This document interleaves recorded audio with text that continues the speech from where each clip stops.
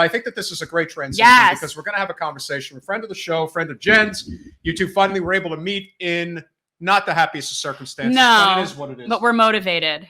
Oh, we're motivated. That wasn't exactly. We're incensed and motivated, people. Yeah, no, without question. So Jason Call is part, or I don't know if is he part of BNC again? I don't even know. But we'll I know ask him what he's BNC. in. He's candidate for, is it Washington's second? Where'd he go? He left. He'll be right back. Oh, I'm sure he'll be right back. Okay. No, so I think it's not second. Is it second? I think it is. Okay. I could be wrong. No, I think it is. I always ask, and I'm like such a stoner, and I never remember. Oh, but anyway, so I'm so thankful. So Jason Call, who was actually supposed to be coming on Thursday.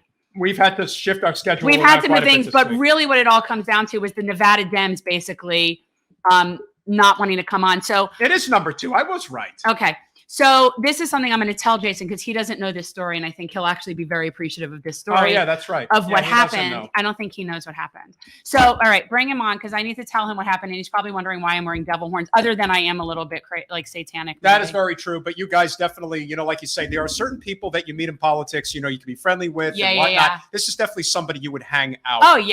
But 100%. I've and always thought that even before. Yeah, for sure. So there you go. I told him he's like the West Coast me. Well, on that note, Jason Call, welcome to Generational Change, brother. Hey, how you guys doing? I'm coming to you from a hotel room in Salt Lake City. Who are you? What are you there for? I'm here for work. My work sent me off to Salt Lake City to do a few days of stuff because the people in my company in Salt Lake City are behind and they needed me to help them catch up. And so here I am. You mean your day job? And I have to. My day job. Yes, my day job. The one that prevents me from being a full-time candidate because I actually have bills to pay. You know how that goes. Imagine that. Imagine that. Yeah, right. Oh, I caught the last few minutes of Carol Roth there, and I wanted to say I'm definitely a capitalist as long as the workers own the means of production, So yeah, except for by definition, I'm pretty sure that makes you a socialist, but I digress. So the reason I'm wearing this, I don't know if you noticed I have horns. Do you see this? I see your horns. Okay. Before you start, the one thing I will say though, and the one thing I will say though, and that Carol did agree on, is that when it comes to unions, she didn't seem to have too much of an issue with the union model that supported Bernie, which is the rank and file gets to the freedom to choose who you want to support. Whereas the unions that were supporting Hillary were all being made decisions at the very top. Right. Like the teachers union with Randy Weingarten. Right. Perfect example of that. So I do think there is a lot of common ground that we can find. And that's really what we have to work on. And I'm sure you would agree with that. But Jen, you do have I was going to tell you why I'm wearing the horn. So the reason I asked you to come on tonight is because we were supposed to have on the secretary of the Nevada Dems, who apparently is the blueprint that we're supposed to be following for a progressive takeover of the party. They kind of blew us off twice. Judith Whitmer was supposed to come on at one point. Then it was supposed to be the vice chair. Then they passed us down to the secretary. And then today, about, 4 hours before they were supposed to come on, we get a message from them that they are not wanting to affiliate with us because they went to our website and there is a thumbnail. We're going to pull it up again because I think it's really important here. This is why they wouldn't come on. Apparently they didn't like this thumbnail and they don't want to be affiliated with me because it's anti-Semitic. That's anti-Semitic. Now, I, of course, went back through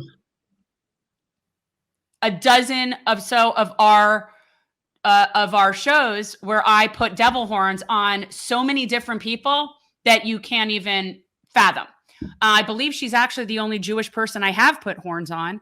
But yeah, so this, and I think in my mind, like, it never would have occurred to me that I am Jewish, that what we were calling out her had anything to do with that. But yet it doesn't. So why do people think that if you see devil horns that you're anti-Semitic? Maybe they're anti-Semitic for thinking that way in the first place. I think people are just very, very cautious about, sort of these common tropes that are that have been, I want to say I can see where they're coming from and I can see where you're coming from, but I can certainly see where they're coming from because. But that's been on my website for a month and they waited for 4 hours. I get it. I get it. Because Debbie called them because she was know, pissed about my comment about her comment about Nina. See, I knew there would be repercussions for that. well, It's because I called her out. the truth is, Debbie's a vampire. I don't know what to say. I mean, she's one of many vampires in Congress. Yeah. So the problem there you go. that you ultimately run into is when you start throwing around the word anti-Semitic when it has no context to what's being discussed, and you devalue the term. And there has been a significant rise of anti-Semitism. Anti-Semitism is a real problem. Yes, today. And it isn't this. And they try to stick her in the middle of it because, when you say that, you support the Israeli people, but you don't support the Israeli government, and you support the Palestinian people, but you don't support Hamas, there's like this, no, you have to be all in or nothing. And it's knows. That's very black and white. Yep. Yeah. That's not the real world. That's not the way this works. You have to be objective. And most people are subjective. And that's the big problem here. But by using that, and like I said, the idea that they would say that to a Jewish person, like, I don't know about you, but to me, Perelman is a pretty Jewy name, if you ask me. Well, but that's neither here nor there. Yeah. Well, all I can say for the Nevada Democrats is good job taking over the state party there, and the real test of whether that is actually going to come to fruition is whether Amy Vilela gets elected in 100%. And if the big money comes out and stomps on her from the Democratic Party, even though because I still think probably probably in our minds, I look at the Nevada Democrats as still not being quote unquote real Democrats because it was a party takeover. So are the good Democrats going to come in and knock Amy out of the race just because they're terrible people? I don't know. I will see what happens. Them running cover for Debbie, who apparently called up Judith Whitmer or whoever she called up and told them that they're not that she did not want them. Something doesn't smell right. It isn't that they didn't just all of a sudden today come across that and call me out. Like, no.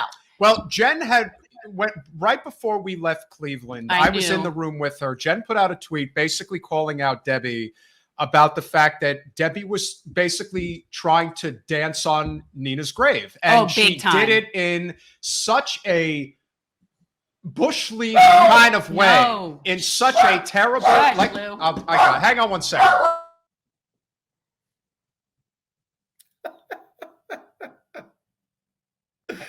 So anyway, the fact that, and again, because Debbie is such a vindictive person, it doesn't surprise me that she went that route. But the fact that Debbie regarded, first it was two.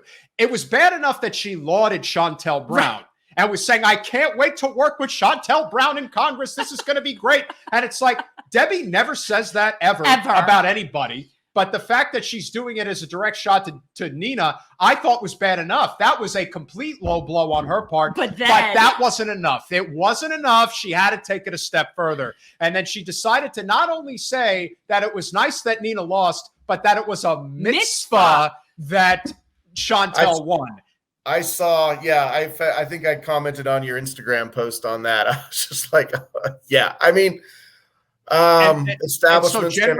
And so then Jen responds with, celebrating. No, I just basically said to her, you should look up the word tzedakah because you obviously don't know what it means. And tzedakah in Judaism, it's charity and philanthropy, and that's what we teach the kids is you give tzedakah. And so that was what I put out there. And I said to him the minute that tweet went out, I'm like, oh, she's going to come at us for this. She'll do something. And sure enough, that's when, so she must have called up the Nevada Dems and said, hey, it's Debbie. They're mean to me down here. They're anti-Semitic. And so then the Nevada Dems. So I hope for Amy's sake that this is not a foreshadowing of that they're in cahoots with the establishment. But the fact that they're kowtowing to Debbie is not a good sign to me about that. Yeah, I honestly, I think people are just, because the establishment, I've been repeating this over and over again. The establishment has two things. They have corporate money and they have character assassination. They don't have any policy. They have corporate money and they have character assassination. So you can be sure that anytime progressive gets anywhere close, that they're going to do, and they did both to Nina, of course. But that's the way they operate. And surprisingly, or maybe not, Rick Larson here in Washington's 2nd District, who I am challenging, he tweeted out about congratulating Chantel Brown, and I was kind of surprised about that. Like, why would you bother? But I think his team knows that I went out to Cleveland, and so exactly. I figure that was a dig on their part against Absolutely. me. So whatever. They're petty people when it comes down to it. I was just going to say they're very small. And look at what is happening with climate right now. Look at the UN report that just came out. I am sitting here in Salt Lake City, and I've been through this city a dozen times, and the California wildfire smoke is blowing over here. And we've got beautiful Wasatch Mountains here that are just a couple of miles from downtown Salt Lake. And as I'm driving through to my hotel, you can barely see them. It is so smoggy. My eyes are itchy and burning. And I had lunch with my sister-in-law, happens to live here in Salt Lake City. And so I had a quick lunch with her before I came to the hotel. And she said, you should have seen it 3 days ago. It was worse than this. And this reminds me right now of when I lived in Cairo, because I lived in Cairo for about 6 months when I don't know if I've told you the story that when George Bush got reelected in 2004, I said, okay, I'm done with America for a little bit. I was just like, I got to get out of here, because me being the anti-war person, marching against, invasion of Afghanistan, marching against invasion of Iraq. And I was so frustrated, seeing Colin Powell talk to the United Nations and knowing that he was lying, and then just people buying into just how bad of a President Bush was, and that we reelected them, and all the shenanigans that went on in Ohio in the 2004 election. Yeah, I said, we got to get out. So I went to teach in Cairo because I was a high school math teacher. And my point in telling you this is I am comparing Salt Lake right now to my Cairo experience in terms of air pollution, because Cairo is filthy. There's a ton of industrial pollution. There's almost no environmental standards whatsoever. I had been there a few weeks, and I was always feeling like, my God, I feel like I've smoked packs a day for my life. And I had a gym membership on top of like a 30-story hotel, and the pyramids are just a few miles away. And on a bad day, I mean, on a good day, they dominate the skyline. I'm absolutely dominant on the skyline. On a bad day, you can't see them at all. And so I'm looking here at the Wasatch Mountains and going, where are they? That's how bad it is here from the wildfires. And you feel it in your eyes and you feel it in your throat already. So, I mean, this is what we're going to be. This is what we're going to be living with. This is what our world is going to be living with. And I say that right now as a follow-up to people like Debbie Wasserman Schultz and Rick Larson, doing their little happy dance because Nina lost. Yeah. This is your fault. You take money from all of the people that have caused the climate catastrophe that we are in right now. You are as much at fault as the Republicans. You want to turn around and you say, oh, the Republicans are blocking this, Republicans are blocking that. But when it comes to the real tackling of climate change, you're not doing anything at all. I mean, the proposal by the House Transportation Department on they call it the Invest Act is so minimal in terms of scope in what we really need to change our transportation systems in this country. It's laughable. We have to have massive systemic change right now, which will be good for the economy. And yet those dinosaurs, the dinosaurs of industry, and then the dinosaurs of the political system that are holding on to things that are literally killing our people and planet right now. I have such contempt for them. I can't even express it. Yeah, no, I feel you. And I know that being also on another coast, even though Jason is currently in Salt Lake City, he's Washington, but we have some serious climate issues that are not being addressed. And, for us down here, our entire state, or the south part of our state anyway is built on limestone. And so when we talk about sea level rise, you have a whole bunch of people that think, oh, that's all right, we'll just build a seawall.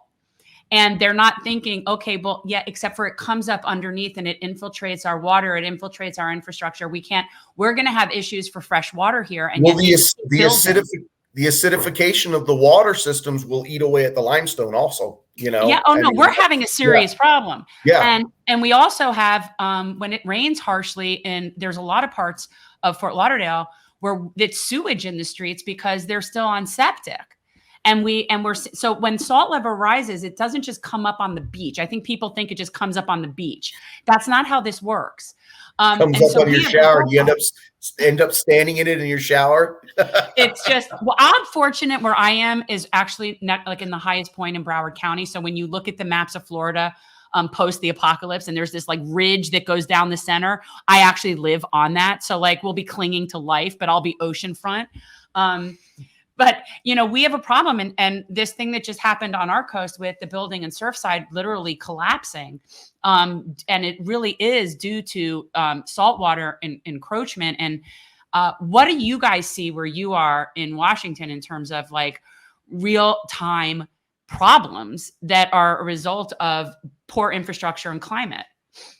Well, I don't think that we have as many infrastructure issues as you seem to be having. I mean, in my area directly, we're on the Puget Sound, so we're not like direct ocean. We're really pretty mild climate. We don't get like a bunch of ocean spray but the reality is my district has more coastline than I've got the islands in the Puget Sound, and my district is about 75 miles long.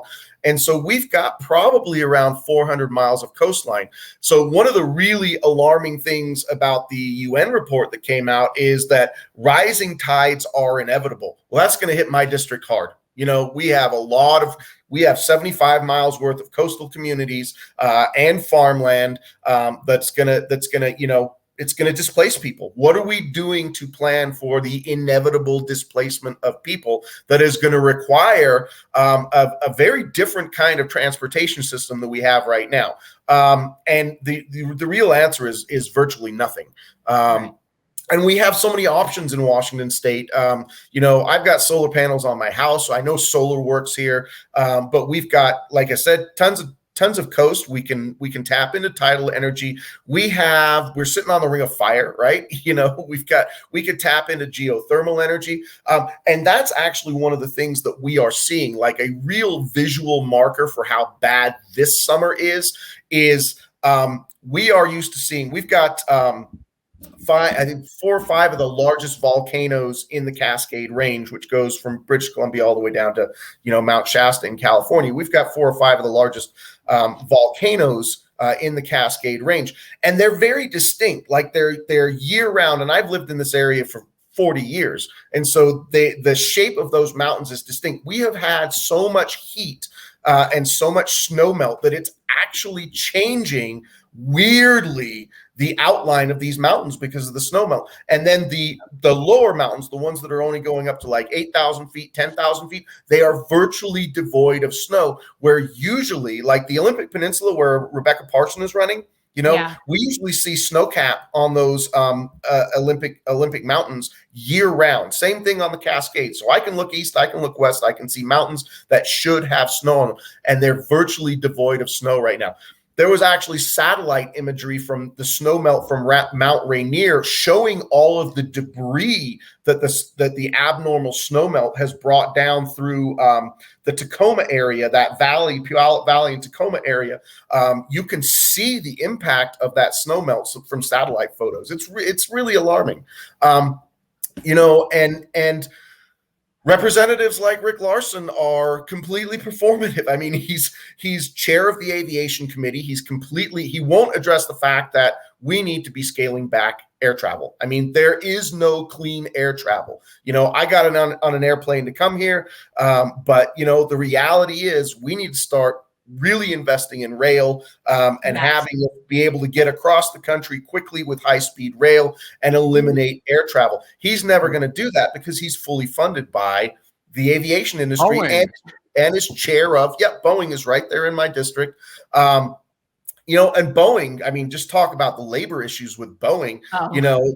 They have squeezed so much money out of the state of Washington, and they still picked up and took jobs to South Carolina, to a right to work state where they could, pay people less wages and not have them be union. So, it's God, remember, corporations are people, Jason. Corporations are people. We're a right to work state, though, so we're used to that. We don't. Our workers are just screwed. Yeah, that was a conversation we really didn't get a chance to get into with Carol. If we have her on again, I would definitely bring that up. But the fact that right to work is basically, I mean, it's bad enough that we have a monopolization of industry in the United States. You add right to work laws on top of it. You don't have collective bargaining. You have collective begging, as a friend of ours likes to say. Yeah. You really don't have our firefighter friend calls it collective begging, and that's what it is. You don't really have the opportunity to really build on, a worker, movement, so to speak. I mean, obviously we're supporters, and we really appreciate what Dan Price has done to emphasize, and the argument that one would make about Dan Price in the way that, he decided to compensate his workers is, well, that's the free market, and he chose to do that. He wasn't forced to do that, but he shouldn't have to do that. No. That's not the way that the economic system needs to be designed. You need to have workers' rights. You need to be able to negotiate. You need to be able to, again, elect non-corporate representatives into elected office. Corporate special interest money, Democrats or Republicans, it doesn't matter. That is the dividing issue of our time. That is why we don't have the things that we desperately need or 100%. Want, for that matter. And so with that said, we have our producer being quite a fatalist. John, we're working to do something about that. Don't worry, John. Don't worry, John. We'll put you on blue. You know what? I'm not even going to disagree with John, and yet we're still going to try, right? Yes, because what else do you do? What else do we do? What else do you?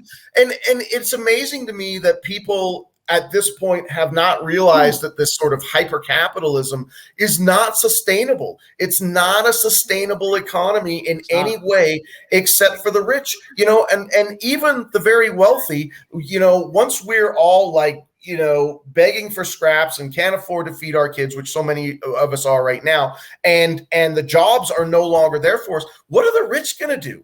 I mean, what they're going to die out just as quickly as we do. They're just going to be behind their compound walls for a few years longer, but eventually that's going to run out for them too. And so really the only way forward is sustainability and cooperation and making sure that everybody's needs are met. I don't understand any philosophy that doesn't have those ends as its goal, regardless of like the details, the nuances of how you get to it.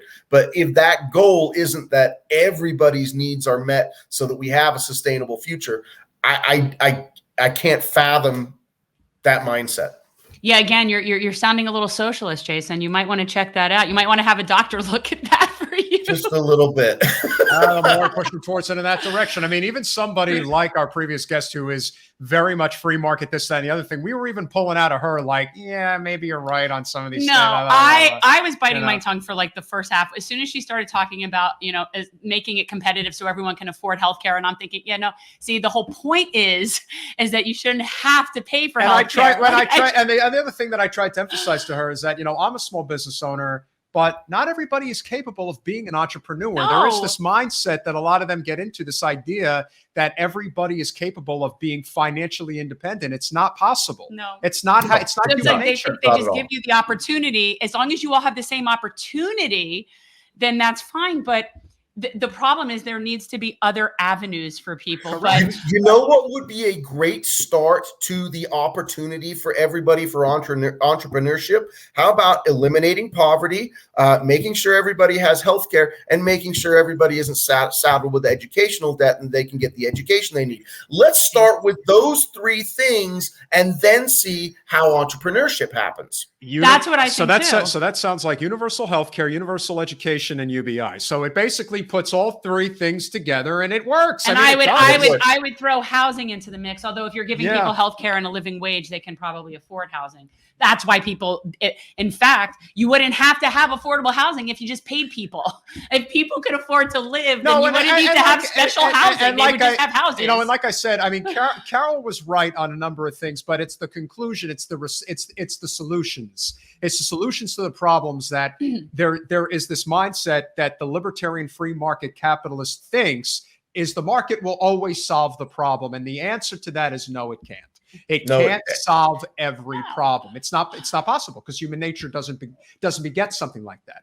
But it is important to recognize that we can bring these ideas together. And as long as it's based on non-corporate representation, that you're actually answering to the people, in this case of Washington's 2nd District, that is important. So when you ran in the previous election cycle against Rick Larson, you were one of, I want to say... And for people who don't know, Rick Larson is basically his Debbie Wasserman Schultz. Yeah, pretty much. I guess you could say that. It's 6 to 1 half. So the same deal. Bought by corporate special interests through and through. And yet a sitting Democrat in a blue district. And a beautiful state, mind you. A state that really... So Washington is one of those states that really, it is a decentralized plan state. The fact that it's so corporatized and entrenched, and again, a lot of that has to do with Seattle. All right, but my point is, your representative is not representing the people. No. And so when you ran in the previous election, I think you were one of, was it 3 or 4 candidates in the primary? There were actually 8 total candidates filed for that seat,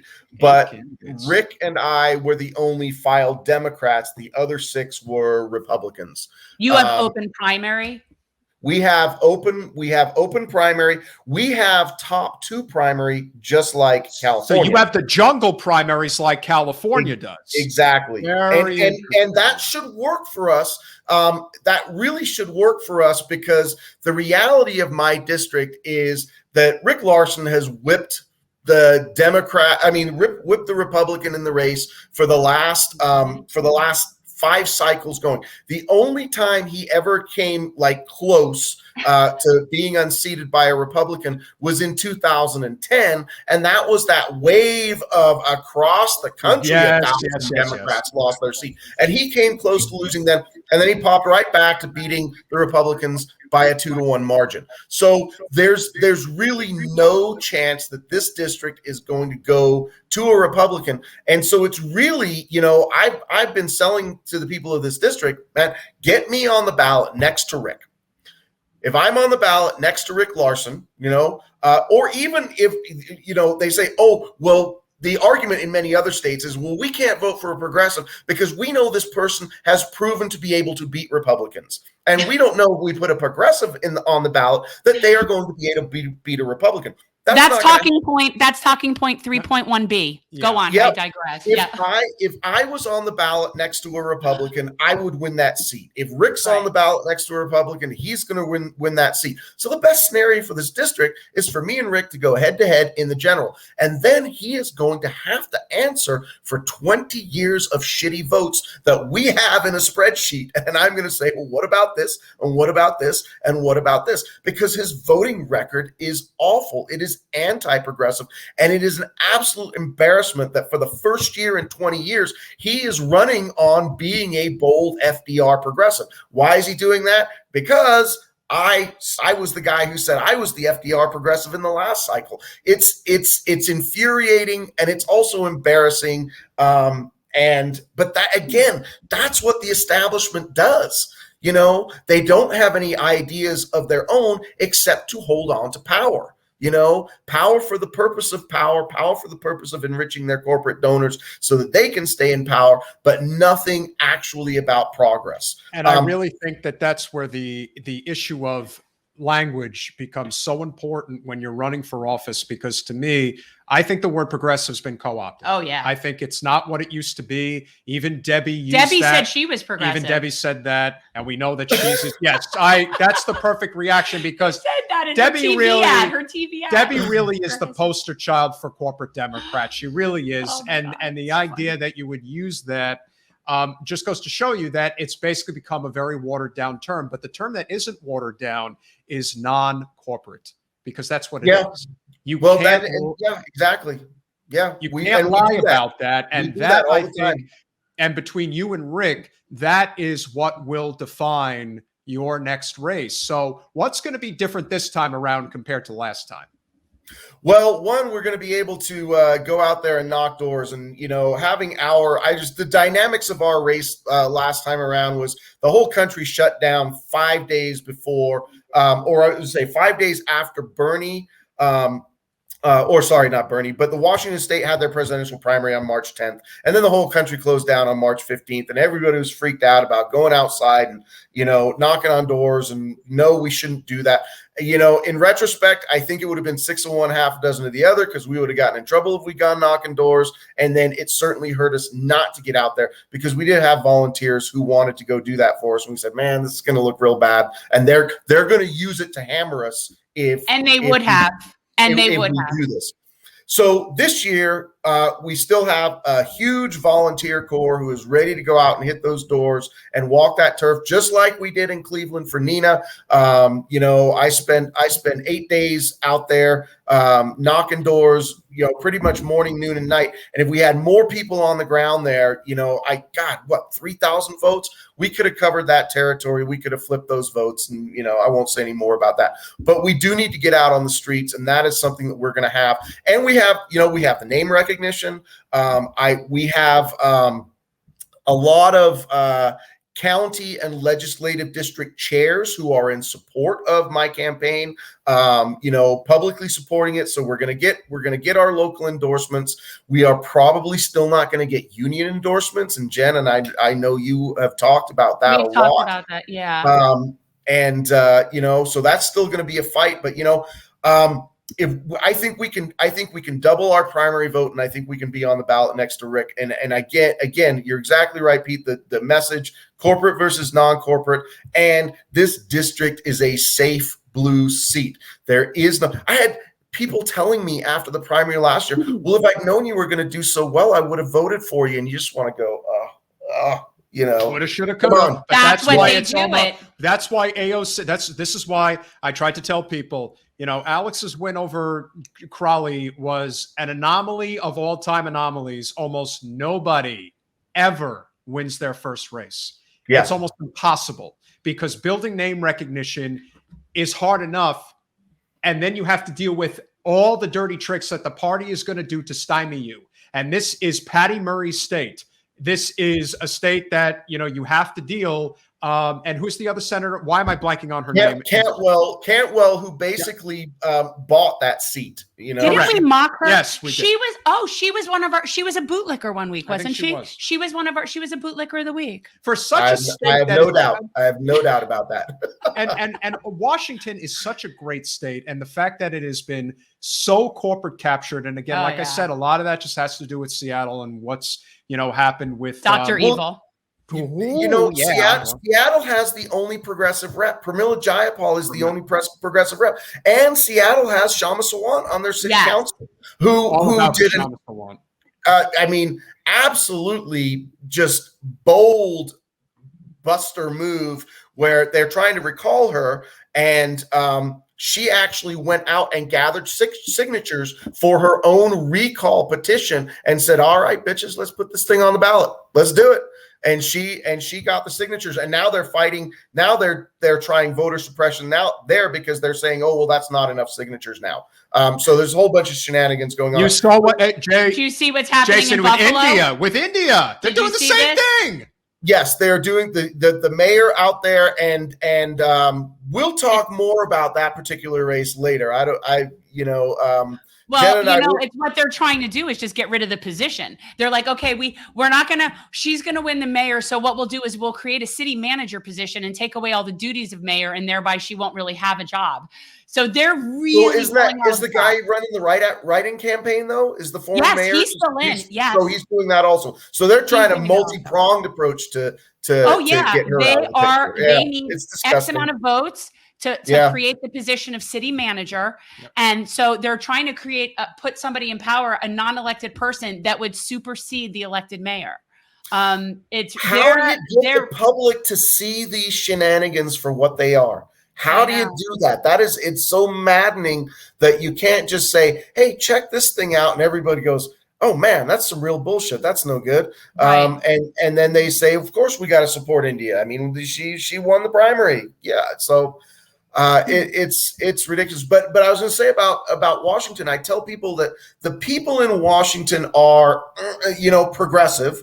They have elected Pramila in the 7th district in Seattle, elected Shama Sawant, maybe moving towards electing another socialist city council member, Nikita Oliver, and that would be fantastic because she would be a solid ally for Shama Sawant on that city council. But 6 of the 7 Democrats at the congressional level are this new Democrat coalition.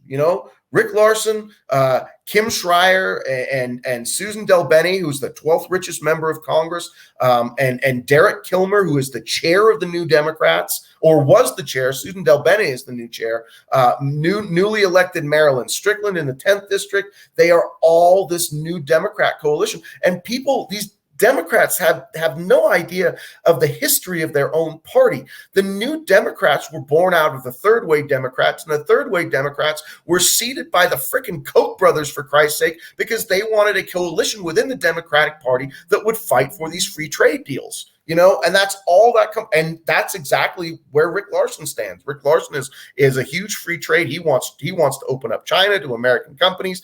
He doesn't care. He doesn't care about the economy for the average American. He wants to build, capital for his corporate donors. But and yet so he will get the union endorsement. But he'll get the union endorsements. Of course he will. Of course he will.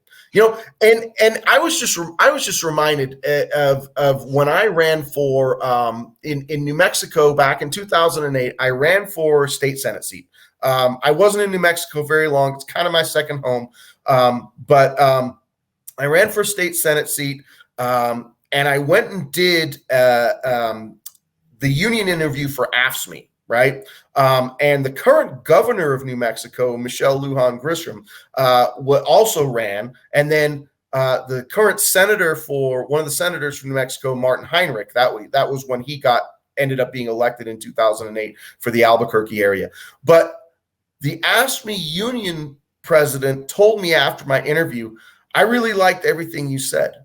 I wish our politics could be like that, but you're not going to win the race and we can't endorse you because of it. That was it. He said, I feel badly about it because I think the things that you are saying are the direction that we need to go. And yet the reality of union politics is we can't endorse you. We've heard that many times. Yeah, absolutely. The one thing about unions is that, especially ones that do have some type of rank and file control, is that they will endorse if they think you have a financial path to victory. That's basically what they base it on. Money is a very big thing with unions. For example, if Jen were to run again, the teachers union is never going to endorse her because Randy Weingarten has a very close relationship with Wasserman Schultz, and that's where it begins. That's where it ends. But with a number of other unions, that isn't necessarily the case. I want to give you a couple of bills that I think are very important. Yeah, we're working on some stuff here for our firefighters. We are huge supporters of the firefighters. I don't believe Larson is on these bills. If you want to check them out, HR 2586, HR 2499, and Senate Bill 1116. These are basically bills to improve the health benefits for of firefighters. Because we need to improve the health of firefighters. Because these, I've said it before. I know that firefighters, when they go in to negotiate with their collective begging session, they actually have a list of cancers that are covered and cancers that aren't. And the thing about firefighters is that they're subjected to so many different chemicals. So to do that is just ridiculous in and of itself. So, but if you get this type of cancer, we're not covering that. And so these are the kinds of things that our firefighters are dealing with. But when you had said something before about, oh, now your congressperson is signing on to something because he feels like he needs to because of you, that is progress. So we had the same thing because now Debbie just signed on to one of the two bills. One of those two bills, which she would have never, except for we have multiple times been mentioning the plight of the firefighters. Yeah, it's almost like we think that our phone is tapped of some kind. Well, no, that wouldn't surprise me at all. Yeah, because it's getting to the point now where, even when we talk about something, that is Debbie related in any way that might make her look bad, she immediately finds a way to get involved in some Well, way. and like the that's fact that positive, though. I mean, guess, if she signs on to the firefighter bill, that's a good thing. You know, I'm not going to mention the person's name, but they have said that your elected representatives should be scared to death of you. They should, because this is being an elected representative is a privilege. It's not a right. You are in a very fortunate position in society. The only person I've ever heard say that is Ro Khanna. He's actually been very adamant about the fact that it is of immense privilege to be a congressional representative and the power that comes with that. And I think he gets it. And he's not perfect. He makes mistakes, but overall, he's a good representative. Yeah, and Ro's a good guy. And there's not a lot of them. But the fact that he was willing to say that, and the fact that so many of our representatives think that they are entitled to keep their power, and that when they see challengers coming their way, especially when it's within their own party, and especially on the Democratic side, they really do get their panties in a bunch. They really think, well, that's Debbie's seat. Right. When we told people, I said, I'm running for Congress. Oh, great. What seat? 23. That's Debbie's seat. Yeah, they really do see it that way. And that's the mindset. That's the mindset of what we're trying to change here. As and I'm sure you have been aware of all the ridiculous infighting that's been going on. You know, we were very adamant about the fact that, you know, I don't think we as a movement did enough for Nina. I think that the real definitive difference between what Chantel's side did and what Nina's side did, Chantel was part of the Democratic establishment, and they treated that race like it was the only race that mattered. Because it was to them. And they treated it like we cannot, under any circumstances, allow Nina to get in there. And the non-corporate left allowed that to slip through. Now, that doesn't mean that Nina might not run again, because the next election is only 8 months away. But the idea— She hasn't decided. Yeah, but the idea that we're ever going to get anywhere if we don't find a way to come together and put our differences aside, not corporate representation, corporate special interests will always unite to crush us when we get close. We have to figure out that even if you can't let, what is it, perfect be the enemy of good? Is that better be the enemy? Better be the enemy of good? We can't allow that to happen. And so for people like you, people like Amy Villela, people like Michaela Wilkes, there are a lot of good people. There's a lot of good people for office. And by all means, people, check out our interviews with many candidates. 1,000%. And Jason, it's been a real pleasure having you on. If there's any last thoughts, guys, remember, call for Congress. Better call Jason. You know what I'm saying? I mean, I know it's just a great play on words and all, but phone bankers, text bankers, if you're in the Pacific Northwest, highly recommend getting involved if you can canvass. Like you said, that's going to be a big thing. He needs money. And as I always tell you guys, make a monthly. Yeah, it is. Yeah, you know, I cannot stress enough every time I get the opportunity to say, you know, I want to have like this drive for progressive where I say, can you take $50? Can you set $50 aside? Pick your 10 favorite progressive candidates, donate $5 a month each to them. And if we could get 1 million progressives in this country to set $50 aside and give $5 a month to 10 candidates, people like me would have the money that we need to be quote unquote viable. But I'll tell you right now, fundraising sucks. And as you know, Jen, you got to spend, like, for somebody who works, you know, I got teens, I work, and finding the time to do sort of the consultant wisdom of you've got to be on the phones for hours. I don't do call You know what? I'm not doing it. I have people telling me constantly, but honestly, I can sit on the phones for 8 hours and get nothing out of it at all. And yet it is something that supposedly is where the money comes from. I would like to find a different way to fund campaigns where we really are going to the working class and saying, look, you know what? You want somebody to represent you, you know, and I know it's a matter of privilege for me to even say, can you come up with that money to spread around to a few candidates? But unless we get people, and Pete, what you're saying about having that sort of solidarity on the non-corporate left, So many on the non-corporate left right now are completely turning away from electoral politics. They're like, it's never going to work. I'm giving up. I'm running away. I'll never vote for another Democrat. You know, like I saw John in the comments say if Nina had run as an independent, she'd have gone nowhere at all. No, he was saying that people said that. He was saying people said that. Yeah. The problem. No. That's what I know what he's saying, and he's right. Yeah. And I can't win my district as an independent. You Same. know, you can't. Nope. You know, you don't have the infrastructure in place. It's not possible. There's not enough of a demographic for it, and you can't do it. You just can't. People don't understand. On top of everything else, there is a psychological warfare that goes on with the average voter. If they don't think you can win, they're not going to vote for you. Right. There's just that factor. Well, here's what I want to say. 35,000 people almost thought I could win last year. I need to double that. And I need to get on the ballot. I need to hold Rick Larson accountable to his shitty 20-year record, something he has never had to answer for in his life because he's never had a progressive on the ballot next to him. And I will hold on up all of the things that he has voted on and saying these are not democratic principles.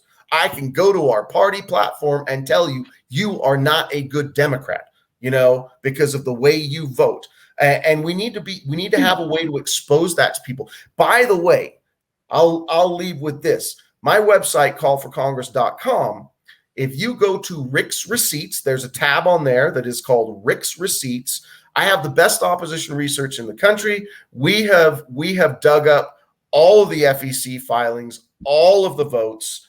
We built narratives around the money he's taken, and we need more progressives to do that. We need more progressives who are running for Congress to go for the throat against these corporate establishment Democrats. And the reason we have to do that is because they are doing nothing for our future.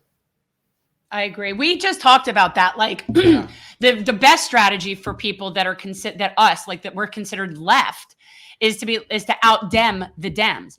And the way we think about it really from a labor perspective, from working values perspective, and be like, that's what we're supposed to be doing. And we talk about that all the time. Yes. You have to basically take the title of Dem away from them and put it where it belongs, which is on people that are representing regular people and labor. And we could do it.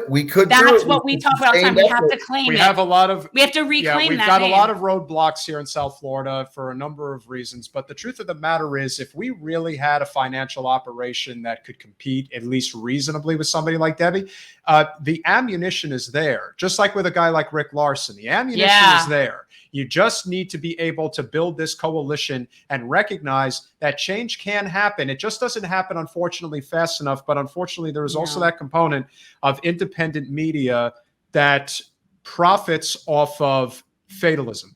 And there's a number of them that do it. And they basically tell you. I get people being upset with the Democratic Party. I get Absolutely. it. I get how upset and frustrated. I get all of that. And yet the system is what the system is. And you can't, the best way, honest to God, the best way to break down that system is to get inside it. You get inside it and you hold space and you slow down the bad shit and you start building coalitions towards the good shit, That's what but we you think. can't do it from the outside. And outside groups are fine. Keep doing your outside groups, but stop telling the people who are trying to work on the inside that they're bad and they're part of the problem. And the one last thing that I will mention, and this is the reason why the segment of the left, especially the ones who are harping on this third-party strategy, this is what I would tell them. For anybody who is trying to project and say that we've done everything we can to change the Democratic Party, it's not true. The Tea Party, when they changed the GOP, they didn't just elect congressional representatives. They were all committee precinct leaders. They got the school board. They got the city and county commission. And then they got representatives elected and basically told them, you do what we say or your ass is out. And that's how this works. And When I'm it telling comes you, to- it starts on that state party level. I Yeah. was not a member of the Washington State Democrat Central Committee for 4 years, starting in 2016, because I'm a pretty face. We organized locally. We filled those PCO seats. We took over county chairships. We took over state committee seats. We just didn't do it enough. We got whipped at the state level because we were only a third of it. All right. So you're not a majority. Okay. Being Not in the yet. minority sucks. Okay. What are we going to do to be in the majority? We come back at it harder next time, and then we're in the majority, and then we own the state party, and then we can do the things that we want to do. But when people get defeated, and then they're like, "Oh, I'm tired of that. It's too much work." Then yeah, you're that's not going to be an avenue. I mean, we have to have people who are willing to do it for the long haul. And for those people who want to run for independent seats, here's what I'll tell you. The only way you're going to accomplish that, building that infrastructure, is challenging seats that have no challenge. So if it's a red seat that doesn't have a challenge on the blue side, or a blue seat that doesn't have a challenge on the red side, that's what you focus on. You try to focus on running as an independent in a district that has a red and a blue running, you are wasting time and wasting money. Stop doing it, because you're going nowhere. And anybody who's encouraging you to do it, they're a grifter. You heard me say it. Grifter. That's Grifter's what they are. gonna grift. Apparently you're a grifter too. I'm a but what the grifter hell do I know, too. right? Yeah, apparently Jen's a grifter, and Jen is also responsible for Nina losing her Did you know seat. that? I'm responsible for Nina losing her seat because I suggested during my Julian Assange telethon that I didn't reach out to Nina because I didn't think that that would be a good strategy during her campaign, would be doing a telethon for Julian Assange.